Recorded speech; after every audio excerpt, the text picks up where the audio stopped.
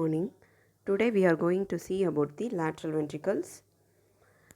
We know there are four ventricles in the brain. Ventricles are CSF filled cavities within the brain, and there are one lateral ventricle in each hemisphere, a third ventricle in the midline, and a fourth ventricle.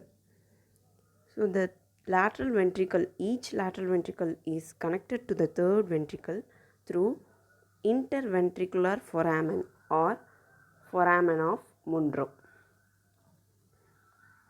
The most of the CSF is secreted by the choroid plexus within the lateral ventricle. Lateral ventricles are the largest ventricles in the brain. It has an anterior horn, body, posterior horn and inferior horn. The anterior horn is projecting into the frontal lobe, so it is also called frontal horn. The body is mainly within the parietal lobe. The occipital horn, that is posterior horn, projects into the occipital lobe, hence it is called occipital horn, and the inferior horn projects into temporal lobe, so it is called temporal horn. Let's see about the anterior horn. Part of the lateral ventricle which lies anterior to the interventricular foramen, that is called anterior horn. The red colored highlighted area is shown here, and what we see is the sagittal section of the brain. It shows the green colored highlighted area, that is corpus callosum, and here we see the septum pellucidum connecting corpus callosum and the green colored, that is the fornix. If we remove the septum pellucidum, we can see the cavity of the lateral ventricle, especially the anterior horn and the part of the body of the lateral ventricle. So this is the resected brain. We can see the blue colored fornix highlighted area, and the septum pellucidum is removed to visualize the lateral ventricle. So this is the overall structure. Look at the structure of the fornix. It has anterior ends having mammillary bodies, and the posterior end is widened to form two crura, and it is related with the hippocampus. We will see in detail. This is the another picture. A needle is passed through the interventricular foramen to enter into the lateral ventricle, and the septum pellucidum is perforated to visualize it.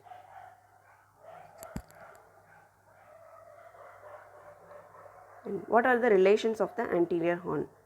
So the corpus callosum and septum pellucidum, the green highlighted area, then fornix. If we remove, and below the fornix is the third ventricle, and both are connected through interventricular foramen. If we remove the septum pellucidum, we can see the lateral ventricle. Here is the interventricular foramen, and the part anterior to that, the red colored highlighted area, is the anterior horn. So we can appreciate the rostrum of the corpus callosum. It forms the floor of the anterior horn. The genu of the corpus callosum forms anterior wall of the anterior horn, and the body of the corpus callosum forms the roof of the anterior horn. So the corpus callosum comes in relation in three ways: floor, anterior wall and roof. So the anterior horn is roughly triangular in cross section, cut sections. So the anterior wall, roof and floor is formed by the corpus callosum, rostrum, genu and body of the corpus callosum. This is the coronal section of the brain, showing the relations of the anterior horn. So the roof is formed by body of corpus callosum, and the medial floor is formed by rostrum of the corpus callosum, and the medial wall is formed by septum pellucidum, and the lateral wall is formed by the head of the caudate nucleus. Remember, it is the bulging head of the caudate nucleus.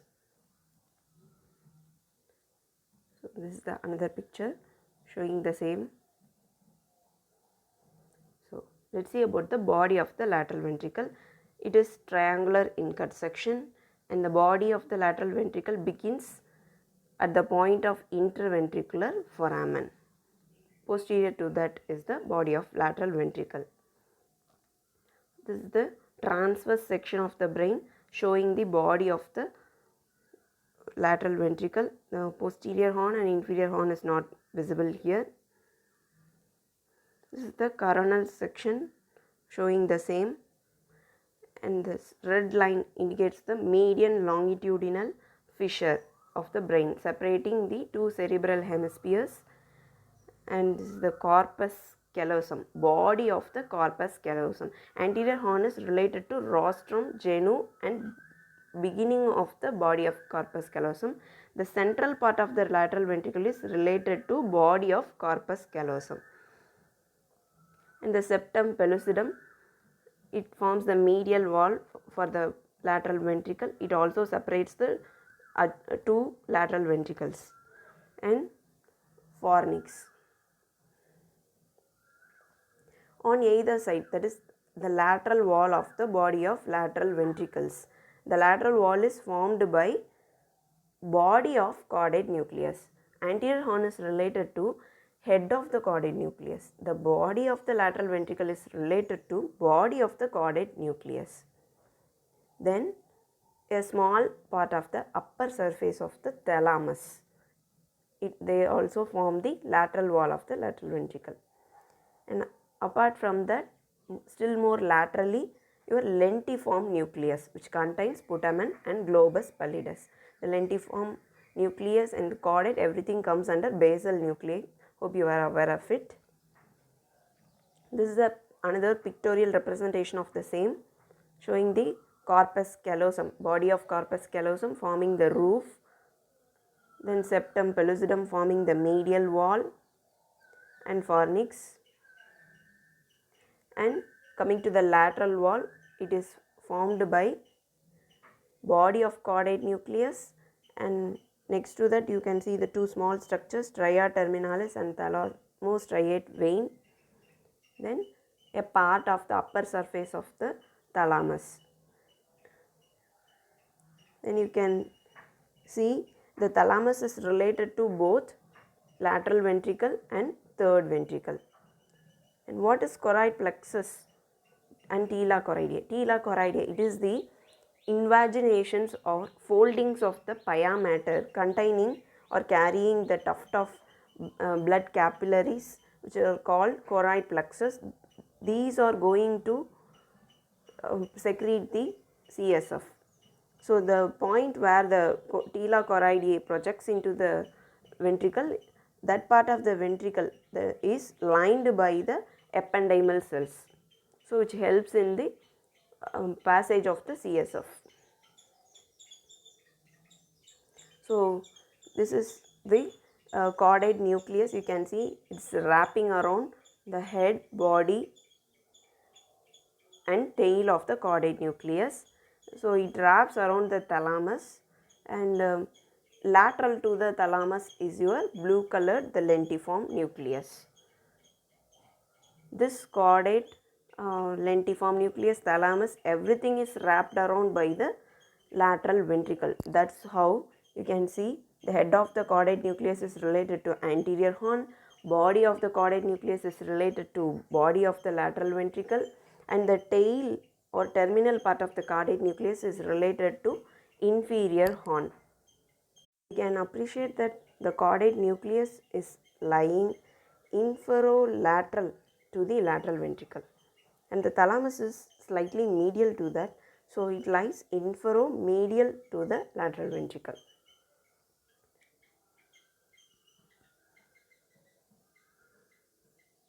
This is the another picture showing the same. The red colored area is the lateral ventricle. And what is collateral trigone? This collateral trigone is the triangular area at the junction of body and the posterior horn of the lateral ventricle. From this part, the inferior horn of the lateral ventricle arises. The posterior horn it projects into the occipital lobe, so it's otherwise called occipital horn. And this is the another coronal section of the brain at the posterior level, showing the beginning of the occipital horn. You can also see the emergence of the inferior horn. So what are the relations of the posterior horn? The posterior horn, it appears diamond shaped or quadrangular in cut section. It has a floor, it has a roof, and medial wall and lateral wall. So you can see in this picture, the roof, lateral wall and floor is formed by tapetum. The medial wall has two invaginations or elevations. The upper part of the medial wall is invaginated by forceps major and it is called bulb of posterior horn, and the lower part of the medial wall has elevation by calcarine sulcus. This part of the elevation is called calcar avis. Calcar avis. Okay, see the bulb of posterior horn, calcar avis. So in transverse section you can see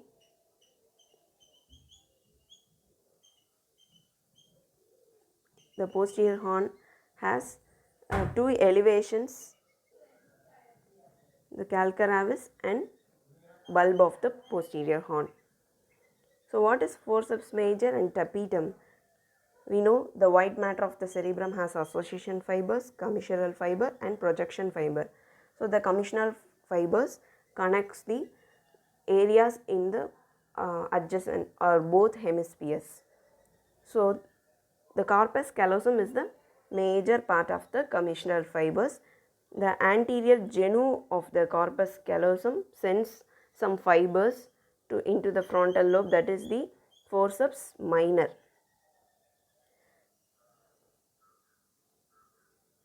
So this is the corpus callosum, this is the forceps minor, and posteriorly the splenium sends out some fibers, that is the forceps major, and few fibers arises at the junction of splenium and body of the corpus callosum, and that is the tapetum.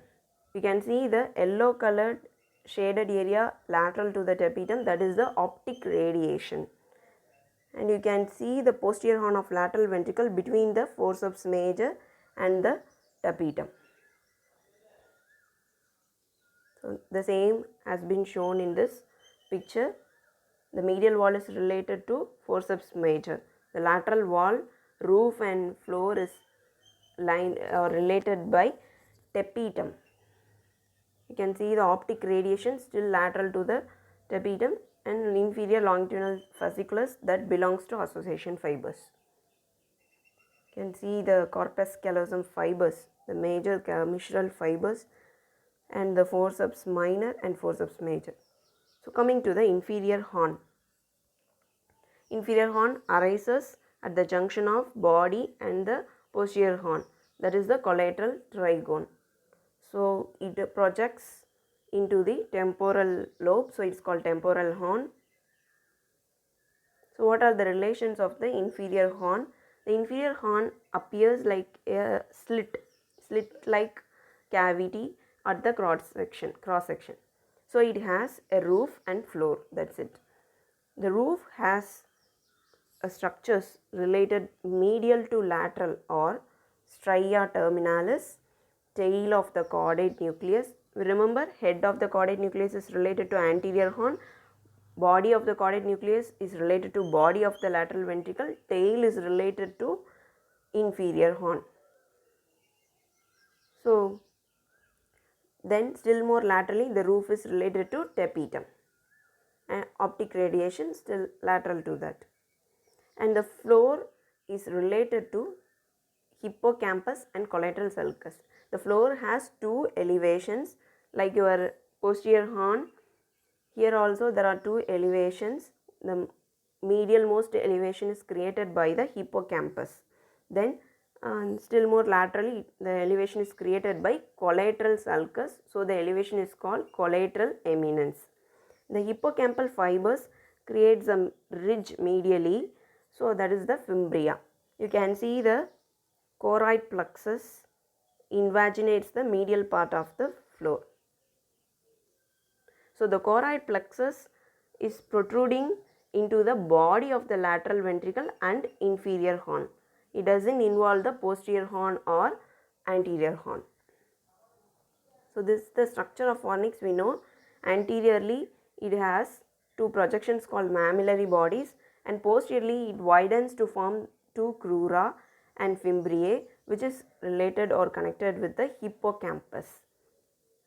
This hippocampus is going to form medial relation to the inferior horn. So this transverse section in multiple planes, it will show the exact relation. The violet colored line indicates the fornix. The fornix widens out and related with hippocampus at the posterior end. The hippocampus is related to the medial wall of the inferior horn. So it creates a elevation, and the surface of that elevation has the white matter called alveus. So another picture showing the hippocampus forming the medial relation to the inferior horn.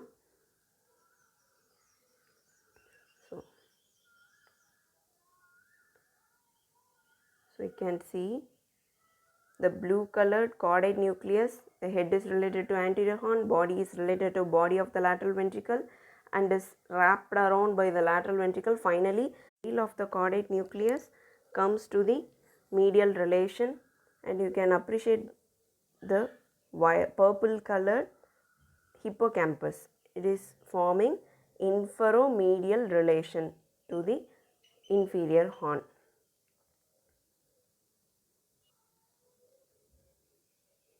So the same can be seen here.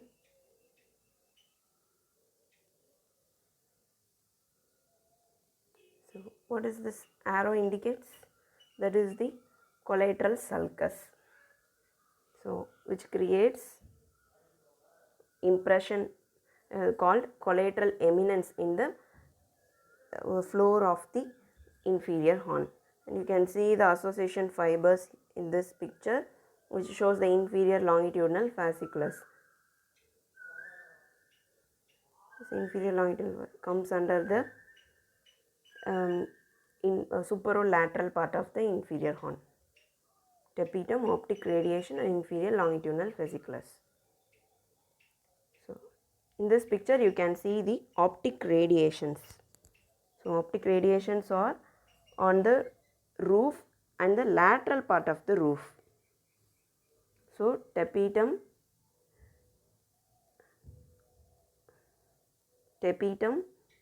optic radiation, and inferior longitudinal fasciculus, they all form the lateral part of the roof of the inferior horn. So coming to the applied aspects, what is ventriculography? Ventriculography is a technique of visualizing the ventricles by injecting a small amount of air or oxygen into the ventricles. This is mostly commonly done in the infants or less than 1.5 year old children, because the anterior fontanelle will be open, so it's easy to assess the ventricle by passing the needle through anterior fontanelle. In adults, we need to create a burr hole. What is midline shift? In MRI or CT, we can see the midline shift, the shift of the ventricles to one side due to some tumors or hemorrhage like subdural hemorrhage, epidural hemorrhage, as you can see in the pictures. So we can find it out by shifting of the ventricles. What is hydrocephalus? Hydrocephalus, it can be either due to the obstruction of drainage of the CSF or excess secretion of the CSF. There are multiple causes, but what we can see is dilatation of the ventricles, as you can appreciate in this picture. For hydrocephalus patients, there are some treatments available, and one of it is ventriculoperitoneal shunt. There is a shunt which connects the lateral ventricle to the peritoneal cavity to drain out the excess CSF. Thank you.